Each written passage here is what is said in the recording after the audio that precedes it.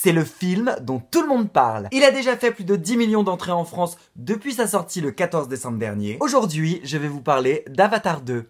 La voix de l'eau. Film réalisé par James Cameron, le monsieur Titanic. Pour ceux qui ne connaissent pas Avatar, c'est un film de science-fiction. L'histoire se passe à Pandora, une planète avec différentes tribus de gens tout bleus, où il fait visiblement bon vivre. Une sorte de jardin d'Éden, où tout le monde se balade à moitié nu, en adéquation avec la nature. Cameron n'a toujours pas fait le deuil des années 70, visiblement. Tout va bien, jusqu'à ce que les humains viennent tout détruire, et chercher un minerai qui n'existe pas sur Terre, et le volet 2 se passe 10 ans après la première invasion. Vous me suivez toujours? Cette fois, le colonel Karich vient se venger de Jake Sully, qui a dû les lâcher 10 ans avant, à la première invasion. Bref, une histoire de guerre et de bataille, avec un décor de rêve. Alors techniquement, le film est super et grandiose. Je suis pas un fan de 3D, et pour une fois j'ai apprécié. L'univers est sublime, et les effets spéciaux sont incroyables. En revanche, le fond et le scénario, c'est long, mais que c'est long! Plus de 3 heures. La voix de l'eau m'a noyé dans l'ennui le plus complet. On passe la moitié du film à se balader dans Pandora, alors c'est joli, hein. Mais s'il pouvait se passer quelque chose, ce serait encore mieux. Parce qu'après 10 minutes, on a compris que c'était beau. Je dois avouer que j'ai eu quelques moments d'étonnement, pas certain de ce que j'avais entendu et compris. Et passé l'étonnement, j'étais un peu énervé après James, Rick, Amanda,